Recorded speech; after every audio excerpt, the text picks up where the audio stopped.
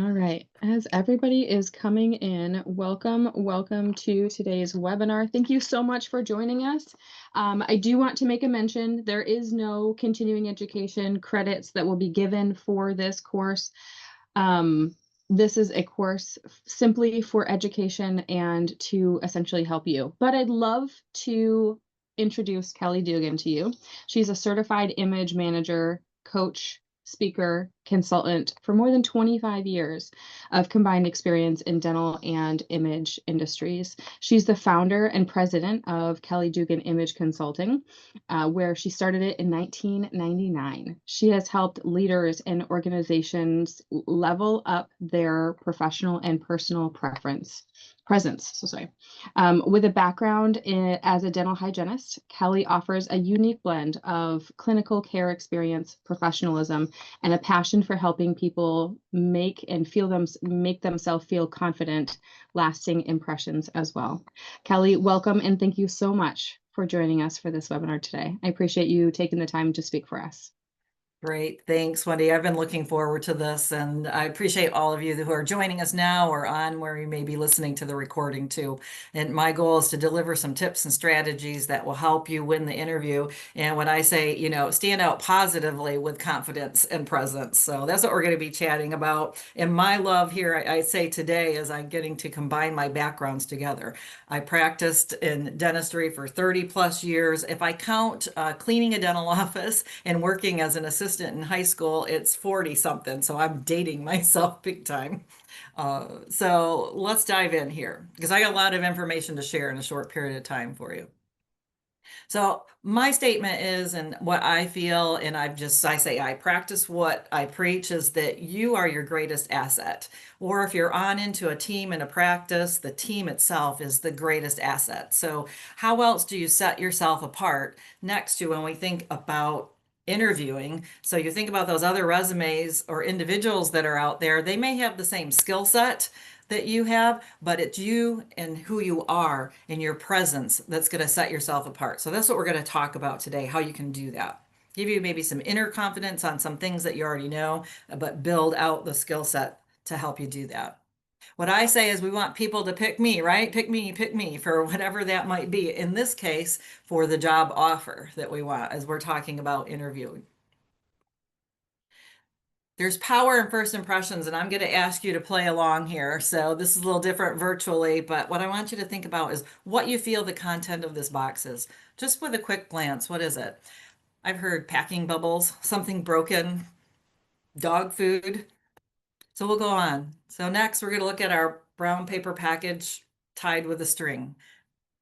Take a second and think about what you feel might be as the content of this box. We paid a little closer attention to it. We tied it neatly. So here where I've received is, again, maybe something a little bit more special, something that needs to be shipped, possibly a gift. So next we're going to take a look at our last one. And I bet without even really thinking about you went, what I hear if I'm with people in, in-person events is you're all of a sudden. And what is it? It's something special. It's a gift where we paid attention to the details. So if you played along with me and you thought of different ideas when we think from the smash box to the brown paper package tied with a string to the fancy package and special gift there, what I want you to take away from this is that visual impact only takes a few seconds. They used to announce it like at 7 to 10 seconds. Now you're saying 3 to 4. I'm reading a book right now called Blink, and it's talking about thin slicing, that we have just like gut reactions in just a few seconds. So again, why back into and say, as we started, you are your greatest asset. And that's what we're going to talk about today, is how you can present yourself to win that interview. So my tool man, he's been traveling around with me for a while on my programs. And what I say when we think about our presence, we're going to learn a little bit more in depth what that means, what that term means. There's a lot of buzzwords out there. It could be image. I'm going to use the word presence for the most part today. It could move on into your leadership or executive presence, or even on into your personal brand. What we're going to be talking about is that foundation that will really support all those buzzwords or terms, but we'll use presence with that thought in mind. But my tool guy here, what this represents and what I say is for you personally, and particularly when we think about interviewing and getting your head in the game and presenting yourself well and presenting that you have the skill set that that practice needs of you. But you can use your own presence as a hard hat. When I say that hard hat can protect you, it can grow, and you can use your presence as a tool to craft your own confidence. Where I do myself, if I'm speaking in front of a group, I want to be jacketed and in high heels. It's just something I need to do. So when we think about our presence, the things that we do, you can again use it as a tool to support yourself. Or it could be the hammer that pounds the nail in. And that's what we're going to give you today are some strategies and tips that you can use to actually drive a point home or move yourself forward through that interview process. Ultimately, what we want when we think about crafting a presence and a great first impressions and how that visual impact occurs, what we're really growing and hoping to create is a positive, long lasting impression that, again, that's going to open the door to that second or third interview or on into the offer. When we think about the pictures that are here, there's many different ways that you may interview, maybe in formal situations where you've already had some rapport with people, so it's a little more casual setting or experiences there, or it could be on into virtual as well. So we're going to give you some tips and thoughts that will help you in all of these areas of considering interviewing. So our agenda today, we're going to consider why image management is important to winning your interview.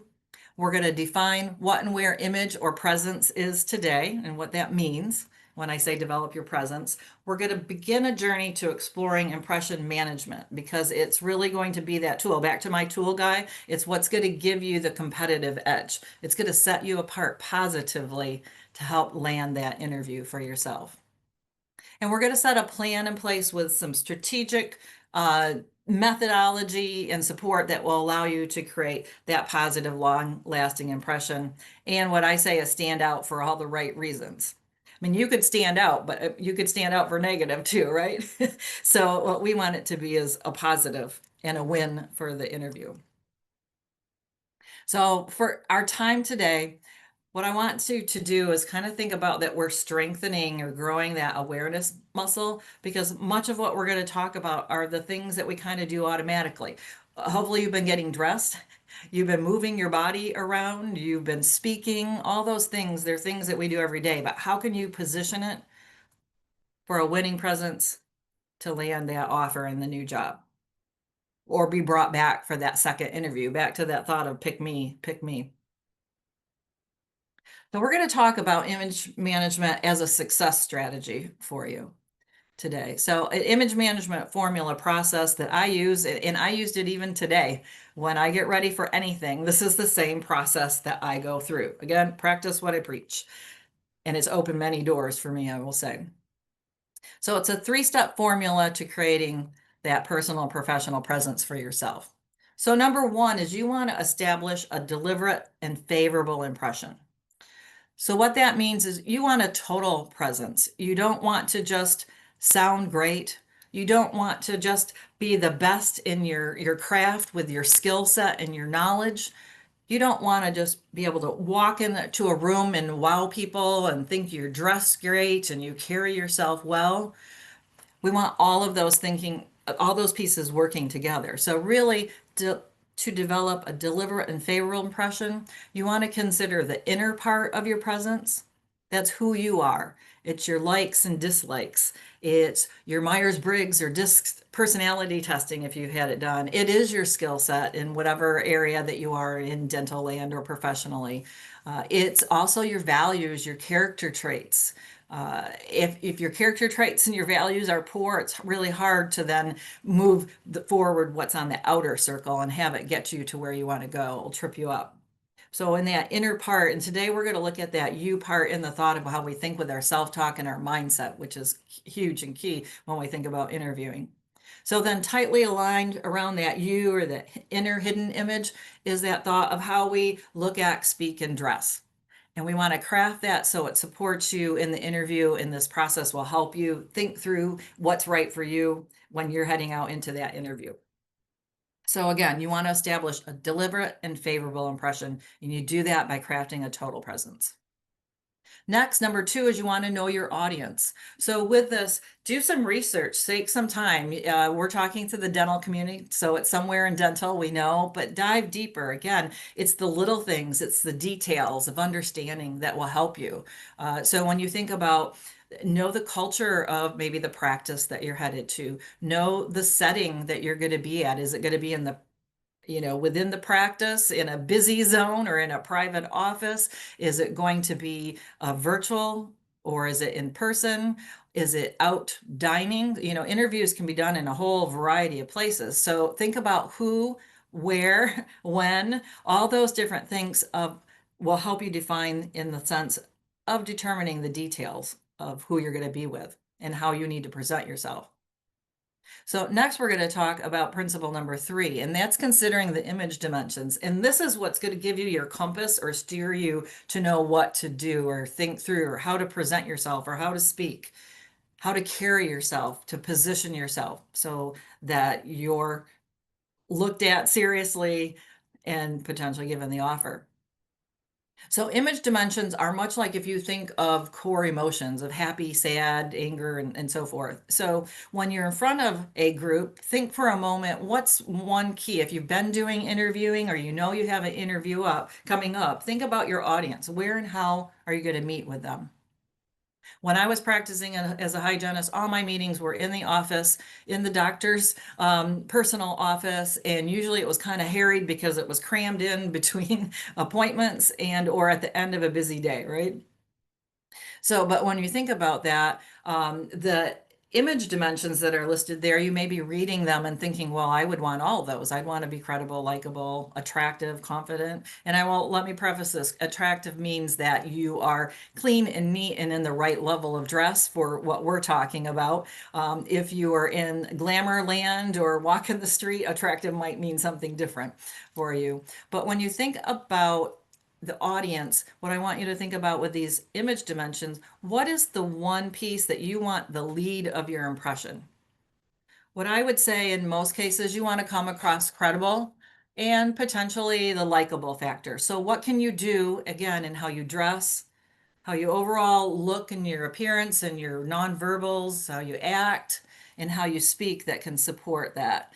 A simple way to think about this is in some of your speaking can move on into your communications digitally. What I say is maybe you have email communications with them too. And if you want to stay with credibility and strength as the forefront of the impression that you're making and you email them, would you say dear when you as a opening to the email, or would you say hello?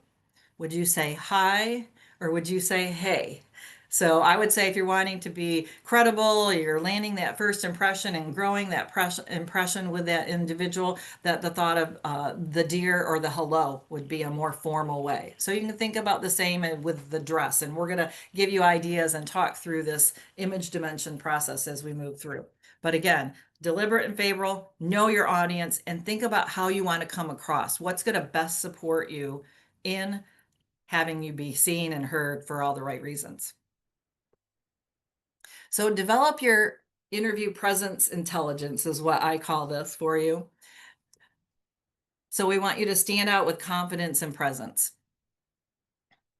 Now, how many of you might feel like this? Like, oh my gosh, I'm going into an interview. Some of us do better than others, I would say, when we think about our presence and getting ready. But what we want to help you grow is that your own inner confidence, that own inner credibility that allows you to step forward and interview well.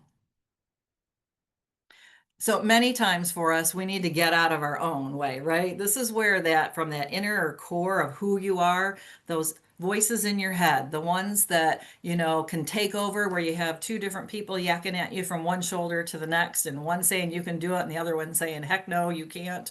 Or when you walked out of the interview, this one over here is saying, oh my gosh, you bombed. Why did you say that? Where, you want to listen to the positive one.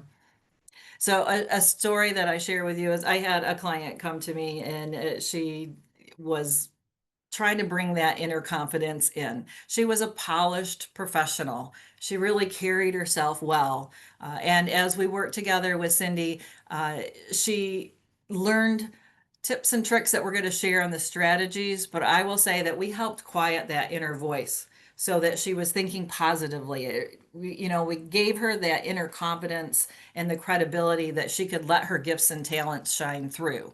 So what I say for you is with our, like Cindy, we reinforced things that she already knew that she was doing well and gave her a few, tools in her tool chest that she could use to help her position herself, and it in turn help change the voices in her head. So, what I say to you, and a little exercise that you can do for yourself, is have really what I call my mental emergency checklist.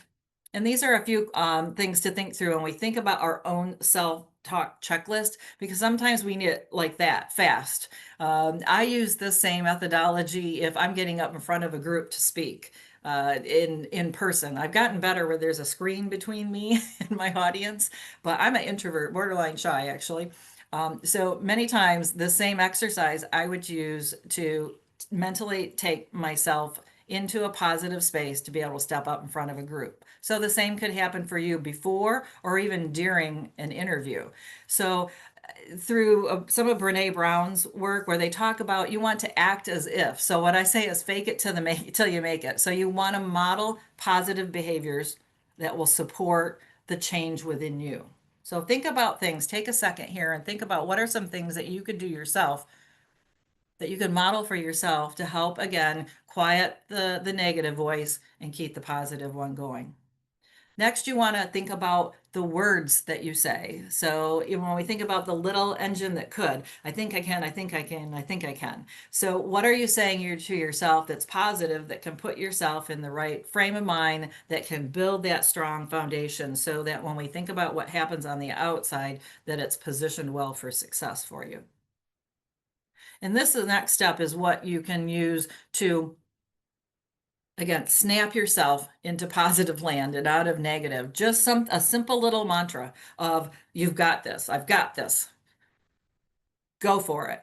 Something that you could shout in your own brain for yourself that can snap you out of what the negative might be doing and derailing you to move yourself up. So what that's going to do is give you great belief in yourself and allow you to carry on and present yourself well for the interview. So what I like Brene Brown's a quote that she has with some of this information was talk to yourself like you would to someone you love. And for many of us, we don't do that. So I encourage you to do that. Oops, went too fast. So what we're going to talk about are the ABCs and D, which are what I say are a winning combination. What that is, it's your appearance, behavior, communications, and digital presence. And that's going to craft that presence. That's what's on that outer circle of total presence that's going to allow you to position yourself to win on your interview. So we're going to go through a few slides here real quick. We just want to introduce a couple things to you here. So there's simple principles of design and with the development of that. Wendy and I were talking about this just before we got started. So it's the power of design when we think about the sense of particularly your visual packaging, how you dress yourself. So we're going to teach you some strategies on that today. So this is Carrie. She's a local business owner in my community I worked with, and we were looking to position her where she wanted to be a little bit more likable and approachable. She's not in dental land, but she was the head leader of a sales and marketing company. So she's looking good to the left, but she's looking great to the right, and it supported her in all that she did.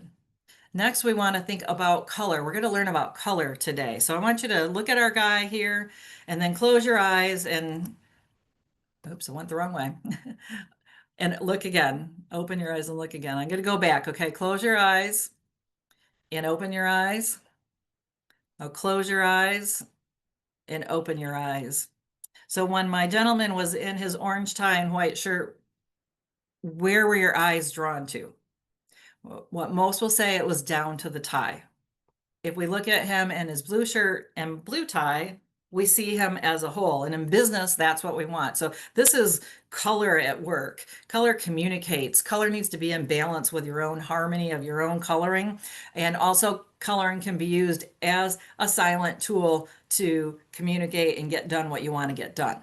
So in business, as we're going to talk through, is you want the attention to come up to the face and the eyes and then out to the business at hand. Everything else really should be just a support piece to what's going on because we want our message heard. So next we think about our nonverbal communications. We can see here a whole lot with no words being said where the positive communication's coming from and where it's not. Next, we want powerful communication that's skillful, that will allow your voice to be heard so that your words are actually heard as well. We'll talk about voice today too and some tips. And if you're doing digital interviews and so forth, you want to make sure that you position yourself to be, oops, sorry about that. My slides aren't transitioning through. So you want to position yourself to be heard. So this is Dom, one of my business friends. We did a up your game and digital presence, and this is not what you should do with Dom. He looks like he's robbing a closet is what I look at with that.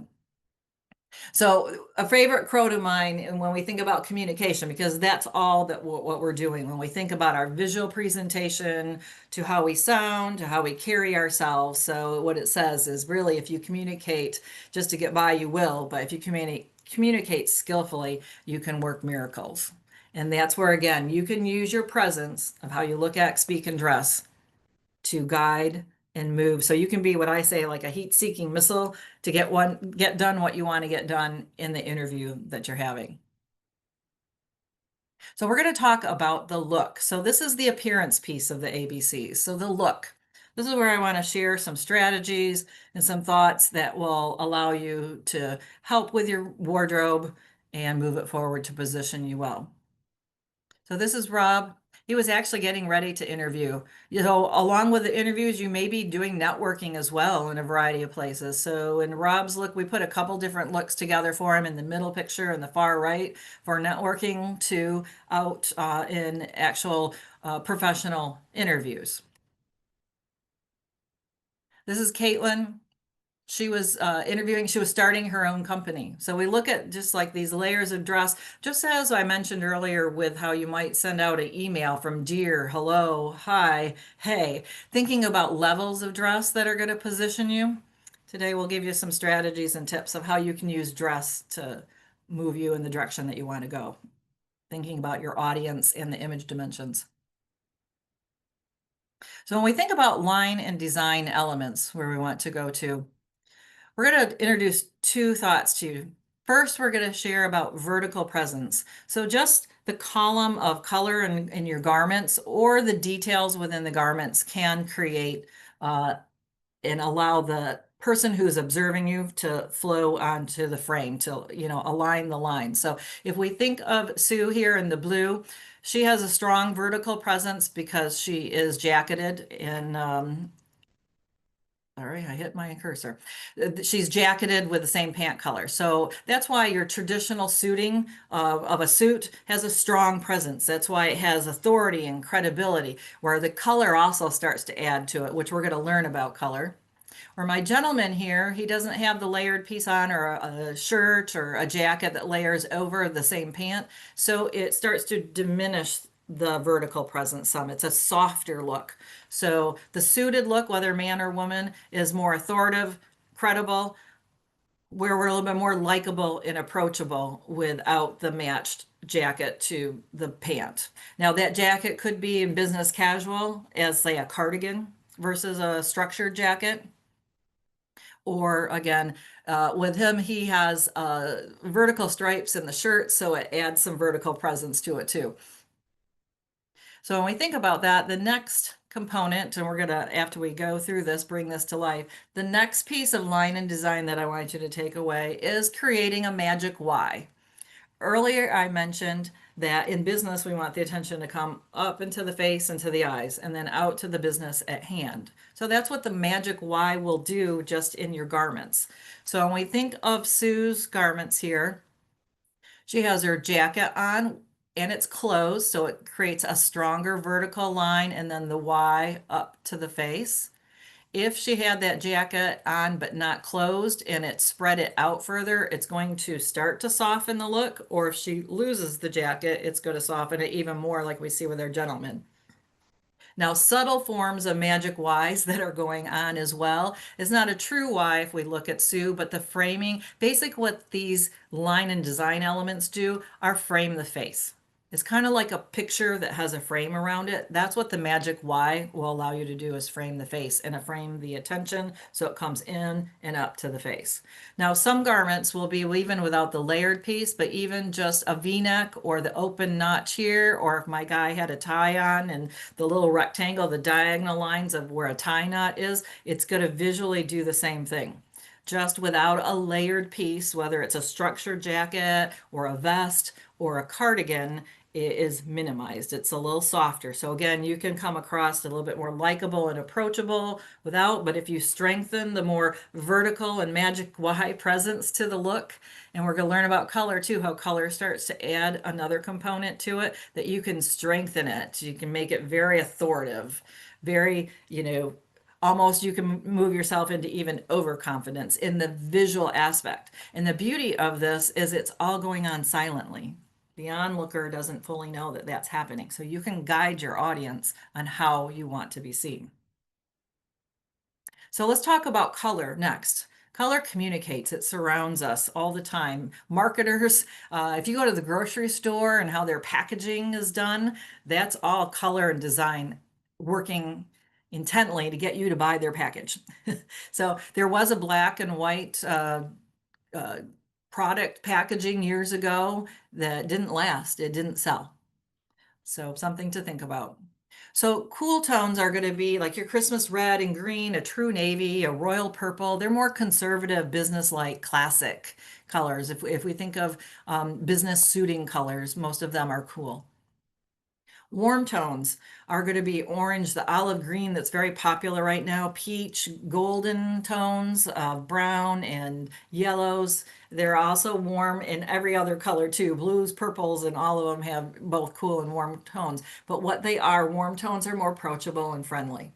Now, used in other areas of dress, but say if you walk into Panera Bread, I think Panera Breads are pretty much nationally now, they're all done in warm colors. So many restaurants, bars, different things are done in warm colors because you stay longer, have another beverage or another tea or whatever it might be that you're having, and leave saying it was cozy and warm and great.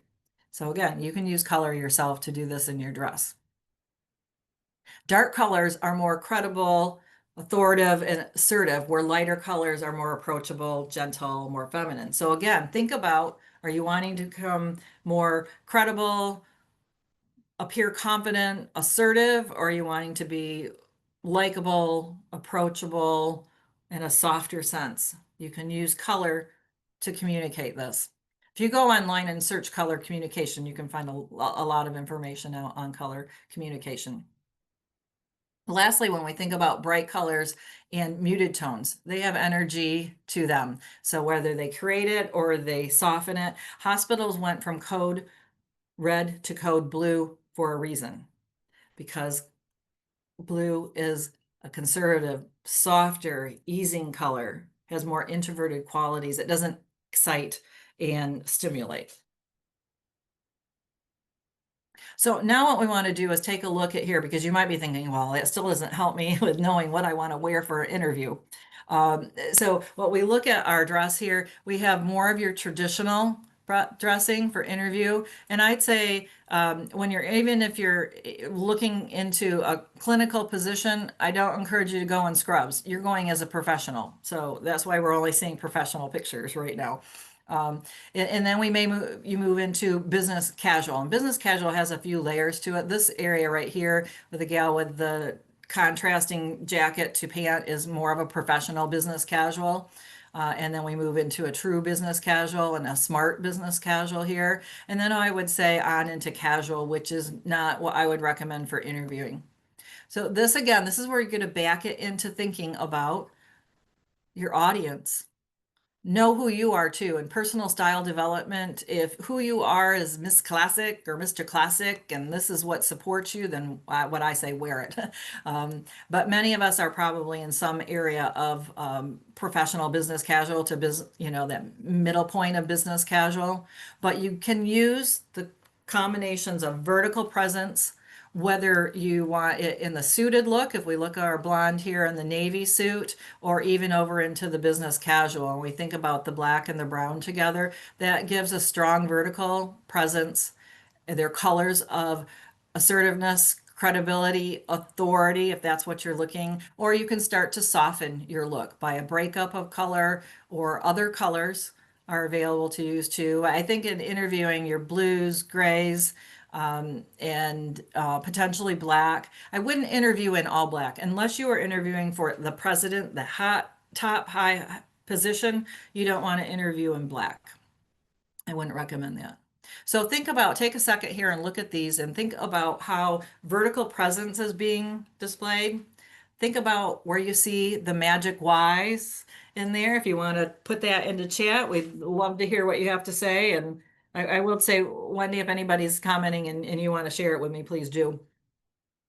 So, I so don't take have us. any, but I'm writing down notes on my side so that we can talk Okay. about some things at the end. But Okay. Okay. you had literally just said, and I was not even finished writing my thing down. I hear so often, especially clinical people, where they go to work, they don't have to look professional. Their professional wear Mhm. is their scrubs. You said don't wear all black.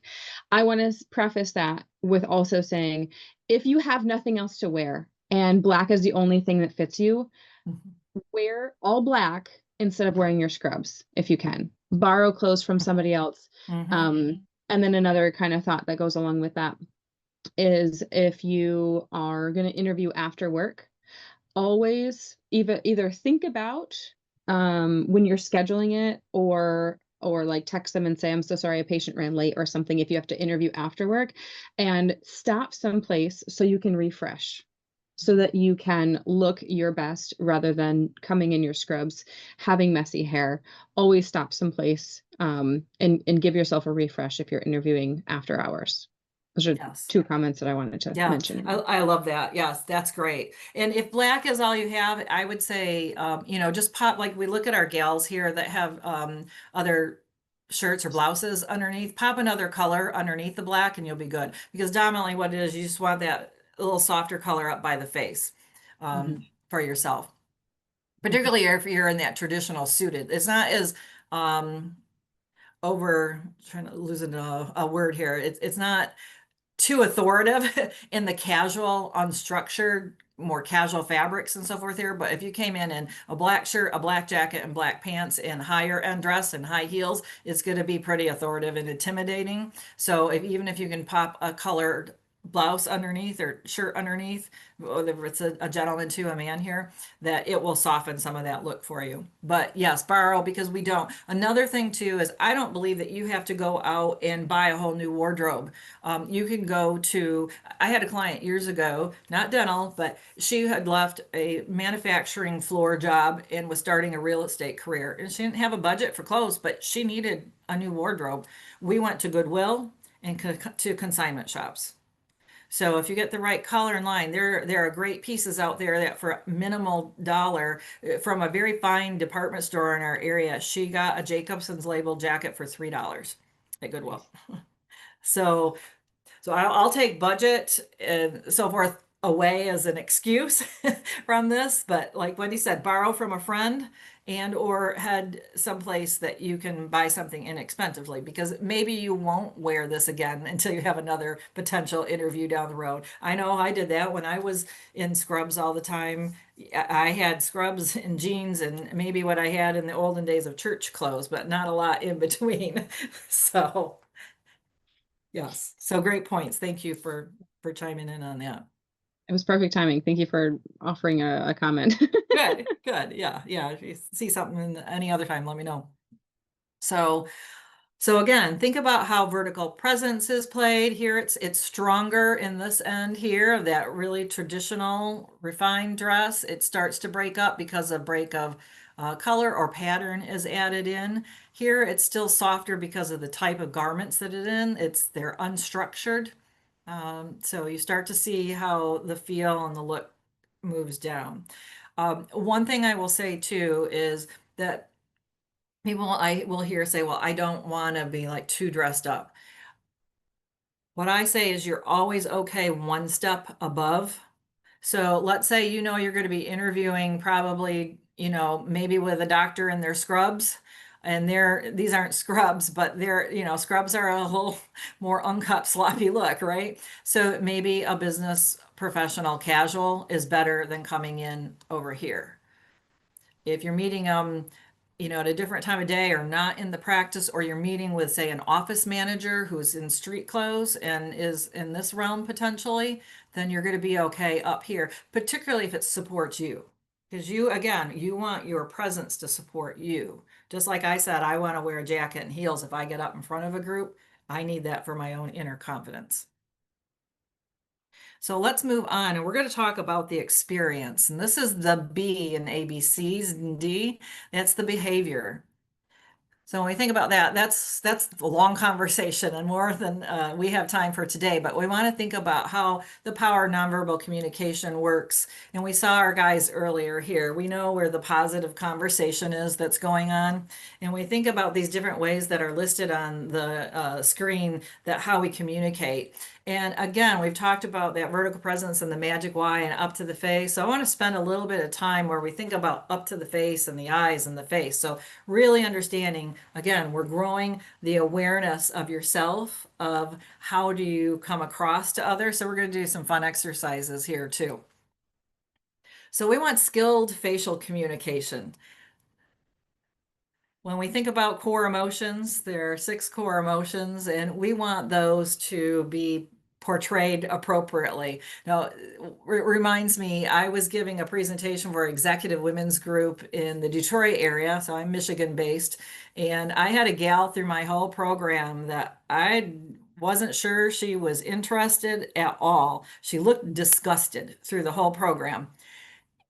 And I was completely shocked when she raced up to me at the end of the program. And long story short, she became a coaching client. And through our coaching time, we discovered that, and that's something that she knows, it's something that she needs to work on. But when we think about our emotions and how it comes across on our face, what we want to think about, particularly when we're thinking about interviewing, is what's going to support you best? What's going to, again, keep you visually in line so that people are seeing you in the best light and how you want them to be seen. So if we look at our guys here, I put numbers up on the screen. So if you want to pop into chat and participate, which of our guys' facial expressions is going to be supportive of interviewing well? I'm hoping you're picking number 4, right? So, but when we think about that, excuse me, and back to my gal that I had in my program that time, we want to think about the fact that visual presence is more than dress, and it's how we communicate nonverbally, and it really starts with your face and your facial expressions. So I bring up Vivian Lee from Gone with the Wind here with what I say her RBF, her resting bitch face. And what I say is just say no. We don't want that. So again, growing that awareness muscle that's going to support you, and so that you know where your ground floor is on how expressive you are. It's important to know. Um, I will say I had this happen to me even recently. I was at a marketing event in the Kalamazoo area where a bunch of marketing experts did a 2-day course, and I was there for the last day. And I asked a question at the end when they did this Q&A time, and they started to answer the questions. And I know my facial expressions on my face were why I got a comment after they were done. Dan, a guy I've known for years, was one of the guys up on the panel, and he got done. He says, "We didn't understand your question, did we?" I said, "No, you didn't." So I was tired and I should have spoke up, but I didn't. But he read me and knew that. Now, I don't know that I had RBF, but I certainly looked puzzled. And when we think about our gentlemen, or all the different ways our emotions can play and come out on our face, again, we want to make sure that you know where that ground level is of how expressive you are and how you're seen by others. So what we want to do is, for yourself, if you're here with me right now and you can do this, if not, do this at another time. It's best if you do it with a partner. So what you're going to do is, with your cell phone, we're going to take 3 pictures. Selfies if you're alone right now, or again, it's best you get better pictures if somebody else takes the pictures for you. But what I'm going to share with you is when I did this exercise myself. So when we think about our selfies, so we want to go from the RBF to happy thoughts and put your face in that presence that's perceived by the interviewer across the table from you or across the room in a positive light. So this is me when we think about RBF. So you want to put yourself into just a resting face.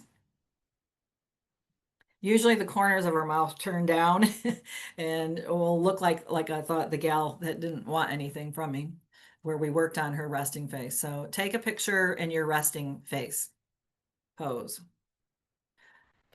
Next, I want you to do is take a second picture. In this picture, you want to just have a happy expression. This is where we make sure the corners of our lips turn up, which through an interview is really important. What I say is have a mirror around. So maybe up on your computer or before I answer the phone, even, if you get a call back from a place where you're interviewing, have a mirror right there and look into it before you pick up the phone and say hello, because you will turn your whole mindset around and your nonverbals will be expressed in a better manner for you. And then next on our third picture, what you want to do, I want you to take a second, close your eyes if you need to, and put yourself in the happiest place you've ever been. Whether it was your wedding day, the birth of the child, you just graduated, you got your degree, or you passed board exams. I remember that. And I want you to take that third picture. So this is a great foundation, again, to think about where you stand. Do you want people to see you like this or like this or this? So powerful to know how you're seen and how expressive you are and growing that awareness, not only in your face, but that's for our conversation today, but to really know if you have the ability to take video and watch yourself, it sounds a little scary, but it's really a powerful thing to do. And then with any of this that we're talking about, what I say is practice, practice, practice. So make sure you've taken your pictures there. So next we're going to talk about sound. And with that thought, what we think about is your vocal success. Now, my specialty is not in the words that are said, but we want to think about how you can use your voice better, how it can create interest, how you can create a melody with your voice so you don't talk monotone and bore people to death, that type of thought. Two things that will help you out when you're getting ready to interview, and I did this even before I started today, but one is breathing. You want to use diaphragmatic breathing. That is where you take a deep breath in and you let your tummy pooch out, even though we're all trying to probably hold it in all the time, right? But let that tummy expand like there's a balloon in it. Take a deep breath and speak as you let it out. What it's going to do is it's going to give you more resonance. It can give you more volume. It will allow your words to be heard and seen. So again, take that deep breath in, let the tummy pooch out. It's okay. And let it out. So this is an exercise I would encourage you to practice. You can read your emails if you want to, practicing it. You can sing a song while you're doing. If you're driving in the car, that's a good place to practice this as well.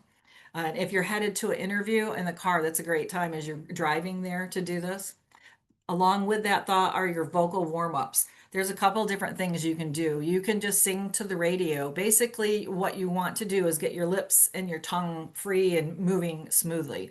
So there are vocal warm-ups where you place your tongue in different place, like you na na na na na, ga ga ga ga ga, la la la la la, that type of exercise, and you can do that singing along to music in the car relatively easily. Or you can just do things where, to loosen up the lips, like a baby blubber, or like that. Sounds kind of goofy, but those things will allow the muscles in our face and throat, and then with the inner and the outer areas, with the lips and the vestibule area and so forth, to allow you to be able to speak and have your messages be heard and clearly said.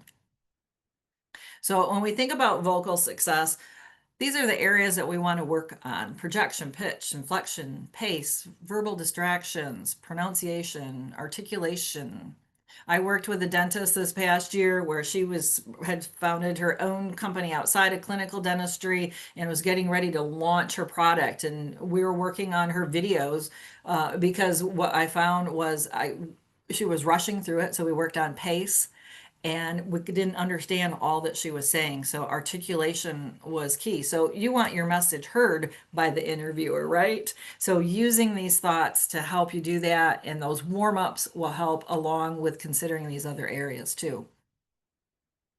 So to enhance your vocal message, what I say is learn these 3 Ps. You can keep it simple with this, with your projection. Projection, thinking about again where and how you're being interviewed. Know again that thought of that inner self of the details. Are you really soft spoken? Do you need to learn to project, or do you talk too loud? When I get nervous, I talk too loud. So I'm aware of that. So excuse me, how do you project out, and are you being heard for how you want to be heard, I would say. Next, think of pitch and inflection. This is where you can use your voice. This is where those vocal exercises and singing, when you think about the range that you can go from very low and deep up to very high in a head voice so they can hear you. You can use those different types of inflections and the pitch levels to have more interest in what you're saying. And again, back to how your message is heard.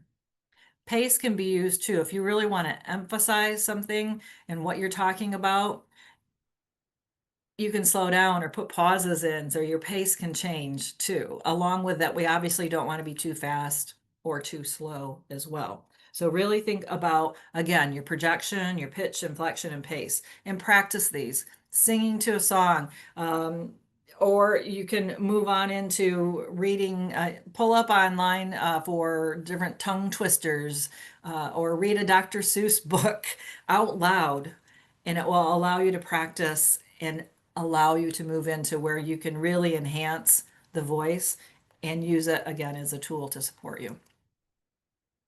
Next, we want to think about, and lastly, when we think about our voice and how it sounds, it is with the words in a sense, but we want to avoid verbal distractions. I had a family member who said a ton, is a PhD, and I have not asked him yet, but is not any longer in his vocabulary, but he had been interviewing, and I'm sure somebody told him that was a negative. It pitched him out and stuff because all of a sudden his was gone. So avoid filler words.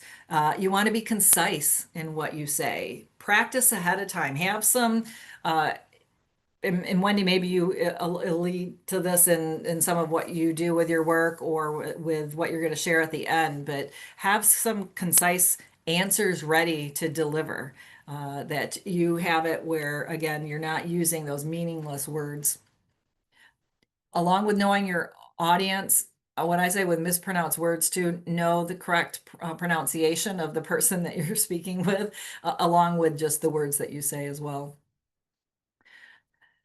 So before we move on to our last point with the D, I just want to share a little bit of information. I have a great ebook that I'm confident that you would love, Presence, Cultivating Your Greatest Asset. It's not just solely for interviewing, but it's filled with tidbits, 30 pages of great information of really crafting a presence that's going to support you through all that you do professionally, and I would say personally as well.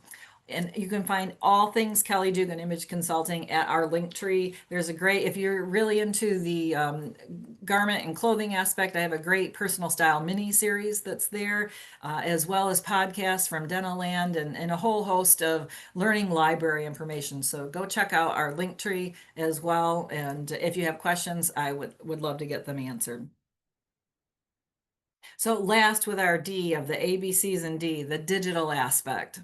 So you may or may not be interviewing digitally, but there's some takeaways that I wanted to share with you so that, again, that you're seen and heard.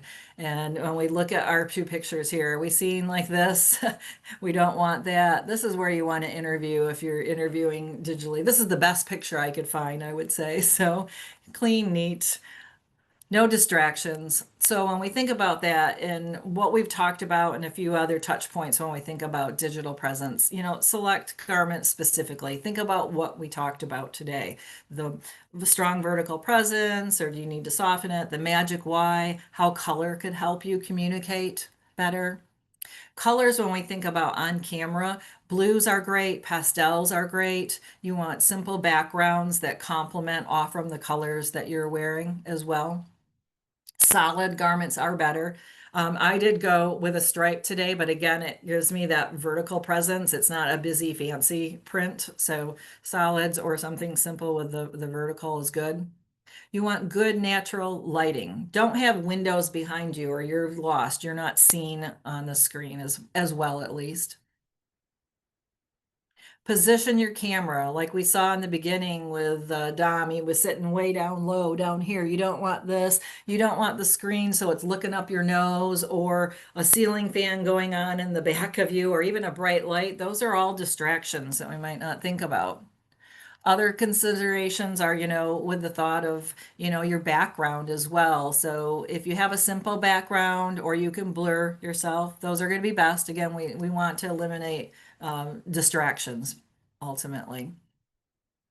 If you're interviewing, particularly with internet and in a video conferencing call, you want quality audio and Wi-Fi too. So there's no break in the communication and that all is heard as you want it to be heard. And as we mentioned in the very beginning, you want to align that self-talk for yourself so that you stay in a positive mindset as you enter in and all the way through. And if you need to, again, that emergency self-talk checklist of, you got this, or stop that, you can shout it in your own head to yourself to get you back online if the negative voice starts coming up. And as we mentioned, you want to avoid distractions. Again, we want the attention to come into the face and up to the eyes and out to the conversation, the business at hand. So with that, you want to control body posture. I will say that's something that I've been working on myself a lot lately. Hopefully I'm moving less. I tend to move too much on camera in particular. It's a small space, and if you start moving around too much, it's a distraction. It becomes a distraction. And you want to smile and have that open demeanor and posture that's going to facilitate conversation and seeing that you're the right candidate for the position. So what I will say to you is with this that, we want you to be able to stand confidently so that the doors that are there that you want to open for you, and that so you can win the interview. So with this thought of presence intelligence, it's going to allow you to shine, make the next round of interview, and secure the offer. And what I hope that is that you can take away at least one thing. Hopefully there's more. So when we think about what we've talked about today, what can you take home to use when you're preparing for your next interview? So take a second, jot that down if you can, or put it mentally in your bank. What's that one or more things that you can add to your tool belt that will allow you to position yourself for success in winning that interview? So what I will tell you again from personal experience, it's just going to allow you to position yourself so that again, you have that offer, you're going to make that great impression, that you're seen for all the talents that you have. And what the differentiator is that you paid attention to the details that's going to allow you to set yourself apart and create the successes that you want. So what I will tell you in the end, the win, not only with power and brand and success, it's the confidence, it's great, long-lasting, positive, impressions, it's the focus and the competence that you'll have to interview well. So with that, I'm going to turn the screen over to Wendy. She's going to share a little information, and we're going to move into some Q&A to finish our time together.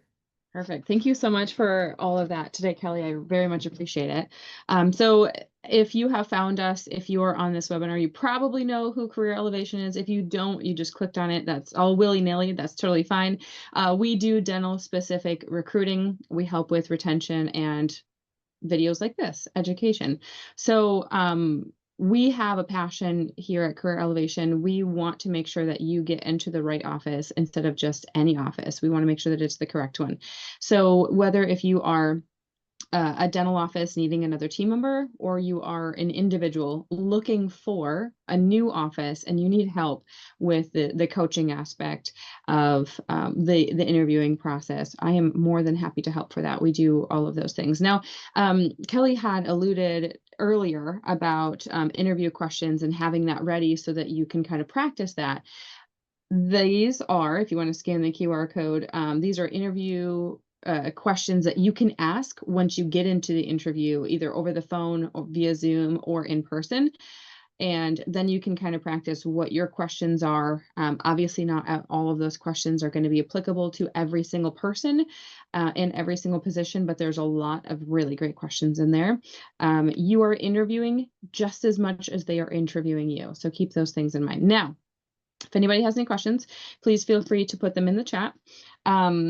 I also was, like I had mentioned earlier, I was writing down some things. And one of the first slides that you had, Kelly, was basically like, get out of your own way, your voice is in your head. I also wanted to kind of make a mention of, if you're nervous going into an interview, think about the fact that they selected you for this interview process. They see something in you in order for them to see that you could potentially be the fit that they're looking for. So keep that in mind, that sometimes people go into an interview and they're feeling very meek. But on the other side of it, on the flip side of that, you should probably feel a little bit more confident than not, because they have selected you. There are probably, depending on the position that you interview for, besides hygiene right now, because there's one hygienist for every 50 jobs out there, it seems like. For any other positions out there, there are probably at least 20 to 30 resumes that have come across someone's desk, and they're selecting you to interview. They're probably saying no to at least 20 other people, if not more than that. We have some positions, a position that's remote right now, that we're saying no to 97% of the people that showcase their resume. So there's a lot that's to be said about that. So walk into that interview as confident as you can. Hopefully all of these tips that Kelly has given will also really help and encourage you to feel confident. When you look good, you feel good, I think, too. So those were kind of the main things that I wanted to chat about. Did you have anything in particular that you wanted to chat with me about in regards to your presentation? Well, when I think, I talked about the voice. So with the thought of having 3 to 5 specific statements or questions or anything specific that you'd want to share that you really feel vital, that kind of supports in when we think about, along with how you say it, but what you should say. Mm.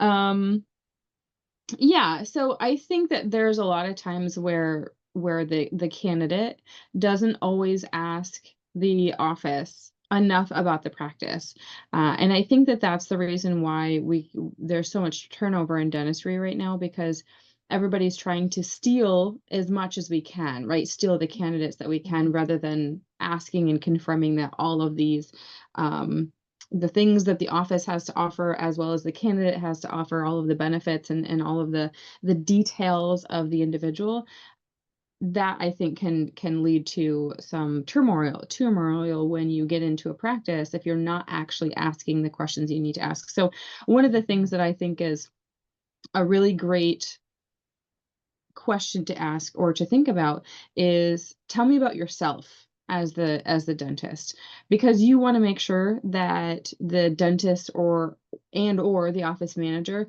is going to be a good fit for you. So if they describe themselves and you're like, I don't think that's really for me, that's okay. You have the option, you have the opinion to walk away. Not every office is going to be right for every person. So ask more details about themselves.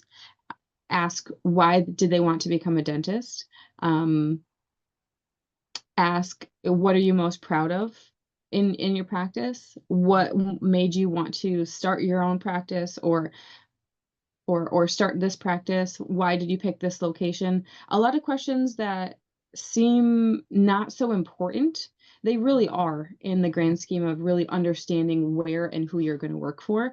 I don't think enough people ask questions that I are think similar that's to that. great. And, what comes to mind, what you're sharing that too with, my 3-step formula. But that second one, knowing your audience, that particularly if you get invited back for the second interview, if you've asked some of those questions, you can look at it twofold. Like what you're saying is, so that you're, maybe going to say, if you get the offer, that you're saying yes to a office that's the right fit for you, which is really important. But if you get a chance to be back again, if you ask some of these questions that you're talking about, you're going to be more in depth of understanding who it is that you're in front of and how you can position yourself. So if it is really feeling like the right place for you, that you can use that to position yourself with your presence too. So I think that's great. I think one last thing, as we're just a minute over our time, one last thing to also consider going into the interview is I think you can feel more confident if you've done your research on the office. You look at the website, you read the about me about the doctor, if there's an about me for the team members, look at their social media. I do that for every office before I say that I'm willing to work with them, because I want to make sure that they have a good online presence, because that's what my candidates are going to do. That's what I basically tell them and encourage them to do, is to research. Look at and tell me what you see about the dental practice and or the dental company. So the more that you know and understand about the practice, the easier it's going to be for you to ask better questions too. Yes, I love that. Mhm. And know the flip side of that too. They're probably going to look at you too. So watch back to digital presence, not what we talked about, but think about what you have out on your social. So, Yeah. because they can make or break you. Yeah, it is illegal in some states to look at social media when you're doing the interview process, but not everybody knows that. So, Right. um, I actually, a funny little story. I was on a call with a doctor the other day, and he asked how long this associate dentist has, when did they graduate? And I said, I don't know. And I looked it up on Google and I couldn't find it. I was like, let me check ChatGPT. And I found the information. He's like, can you look me up? And I was like, yeah, absolutely. I found basically nothing on him besides where he went to school and what year he graduated. And he's like, that's great, because I don't want to have an online presence. So Mhm. you I think it sounds like he worked very hard to not have an online To not presence. anymore. So there's also that. And he's so anyways, that was a fun little thing. You can also chat GPT to see who you are and what the world thinks of you too. So Mhm. all right. Well, thank you so much, Kelly, again, for the opportunity to talk with you today. I'm very excited to be able to share this video with the people who have joined, as well as the people who will join in the future. So thanks for joining me. And I'm super excited that this opportunity, this webinar today, gets to help additional people out there in the community. Thank you. Yeah, thank you. Likewise, Wendy, I appreciate being asked to be a part of this. So thank you to you and Career Elevation. Yeah, absolutely. Thanks, Kelly. Bye. Bye.